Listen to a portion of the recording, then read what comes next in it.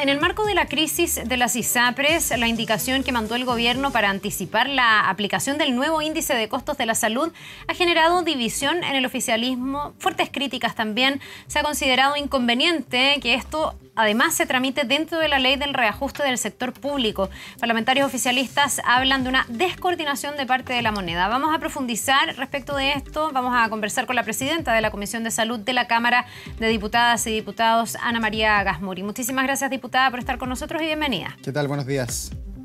Buenos días, Carla. Buenos días, Davor. Bueno, así como se está presentando el debate, lo que hemos conocido esta semana, diputada, se está realizando aquí un salvataje a las ISAPRES. ¿Usted lo lee así desde el Palacio de la Moneda? Desgraciadamente, yo creo que se ha generado mucha confusión con este empeño del Ejecutivo de incorporar esta modificación al ICSA en el contexto de la ley de reajuste del sector público. Y por supuesto que la primera lectura que se hace desde la opinión pública y también desde varios centros de estudio y expertos es que esto parecería o suena como un salvataje a las ISAPRES. ¿A usted le suena como salvataje?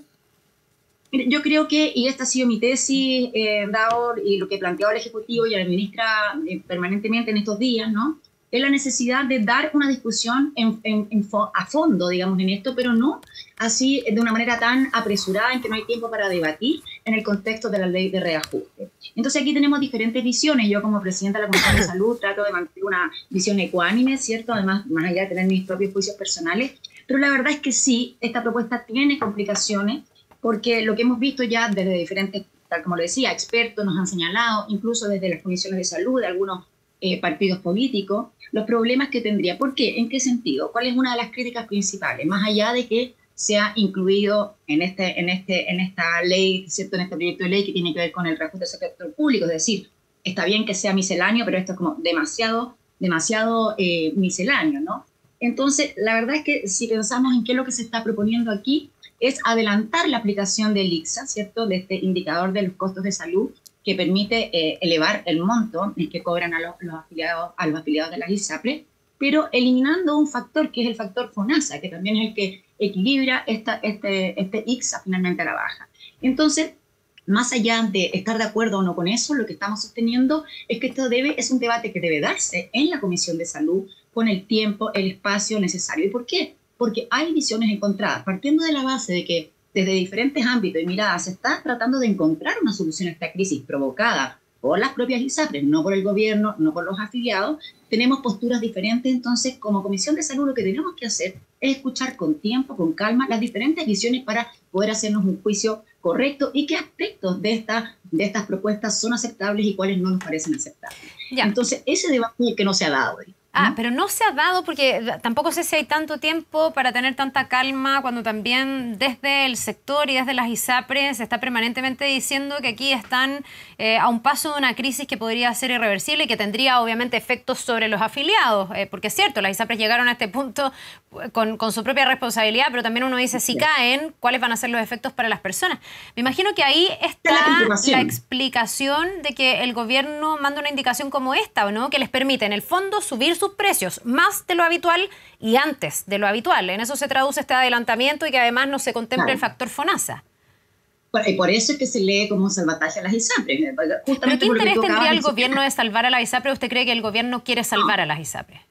Yo no creo eso. Lo que yo creo que la intención del gobierno, que es correcta, que la apoyamos, es dar conducción a este proceso para justamente salvaguardar la continuidad de todos los afiliados, tanto los que migren a FONASA como los que permanezcan en las ISAPRES. El foco está en dar protección a los afiliados y, ojo, a los prestadores privados. Esto es muy importante. Acá no hay que separar. Una cosa son las aseguradoras privadas, ¿cierto? Y otra cosa son los prestadores privados. Hay mucha gente del sistema público que se atiende en clínicas privadas.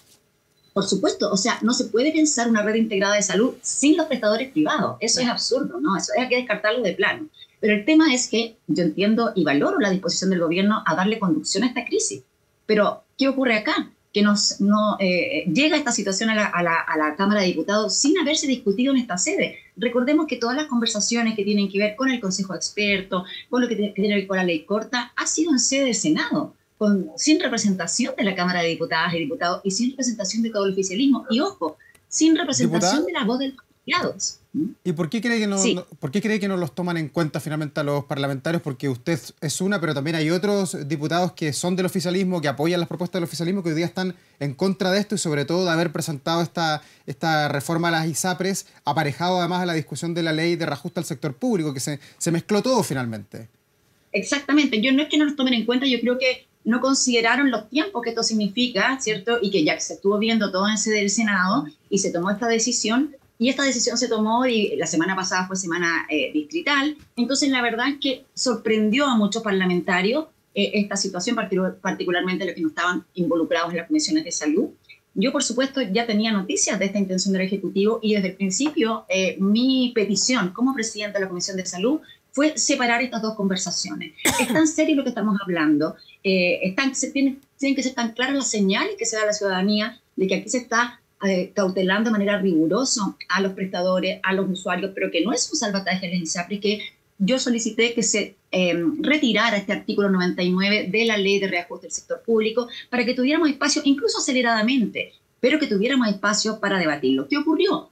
Justamente la sala de la Cámara aprobó que esto fuera visto no solo en Hacienda, sino también en Salud. Y ayer tuvimos una sesión donde tuvimos a la ministra, al superintendente, donde tuvimos también al señor David de Brot, economista, experto también, que nos puso la otra mirada.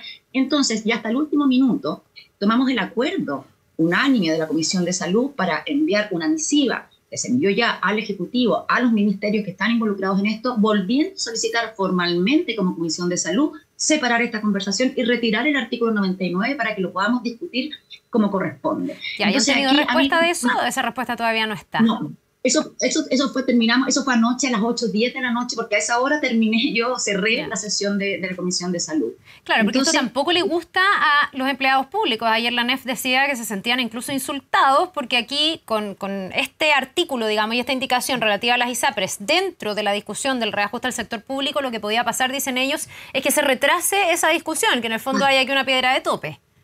Entonces aquí tenemos dos aspectos gravísimos. Uno, lo que tiene que ver directamente con el tema de las ISAPRES, pero por otro lado, este proyecto de ley tan esperado por el sector público, que hoy día se ve entorpecido, se ve amenazado. Tuvimos también ayer al presidente de la NEF en la Comisión de Salud, lo escuchamos también porque justamente nos parece muy importante lo que aquí se está señalando. Fue una jornada intensa, tensa también la de ayer, pero yo trato de verdad de tender puentes siempre de diálogo. Esa es siempre mi disposición como presidenta de la Comisión de Salud, pero la verdad es que hemos tenido que salir a decir con claridad que no nos parece la conducción que se está dando a esto. Lo decimos con un ánimo colaborativo para mejorar, ¿cierto? Para que entonces estos aspectos que se han presentado podamos pulirlos de manera de que den garantía a la ciudadanía de que se está yendo en la dirección correcta, no en un salvataje en las ISAPRES, sino para proteger a los afiliados, a las usuarias y usuarios, que finalmente es donde tiene que estar el foco. Y por lo tanto, sí celebro algunos aspectos de la ley corta, que ya nos llegará a nosotros, que se empezó a tramitar ayer en el Senado, ¿cierto? Que justamente va en la dirección de fortalecer FONASA, la modalidad de cobertura complementaria. Sí, antes de irnos a ese punto de la ley corta que está en el Senado, quería preguntarle por algo que usted decía, que no está conforme con la conducción que ha tenido esta crisis de las ISAPRES. Hoy día, para usted, ¿quién es el que está conduciendo esta crisis de las ISAPRES? ¿Es el ministro de Hacienda, Mario Marcel? ¿Es la ministra de Salud? ¿Es el comité político? ¿Quién es el que la lleva de alguna manera en esta discusión? Ayer salió a hablar hasta el ministro de Justicia. Claro, porque todos opinan acá, pues. Sí, todos opinan, pero yo sinceramente pienso, y esto es una opinión personal, lo pongo de esa manera, yo pienso que el ministro Marcel está finalmente, digamos, detrás de esta insistencia. Yo tengo un diálogo muy fluido con la ministra, tengo la mejor opinión de la ministra, pero creo que se han tomado decisiones colectivas, que no las ha tomado ella sola, digamos, que no van en la dirección correcta, y hay muchos actores que no han sido escuchados. Pero nuestro ánimo es colaborar. La ministra de Salud, ¿tiene las espaldas políticas para negociar, para decir esto es así, vamos a ceder esto, cambiemos acá? ¿O usted nota que ella está debilitada en este rol? Yo quiero creer que las tiene, apuesto a que las tiene, porque de verdad que es necesario. Y si no, solicitaría que de verdad fuera más respaldada. Yo creo que es verdad cuando hemos escuchado la crítica de la falta de respaldo político de la ministra, y yo, más allá de poder tener diferencias políticas incluso con ella, yo la valoro como una gran técnica, como una gran disposición al trabajo, pero creo que ha requerido mayor respaldo político y mayor acompañamiento, ¿no?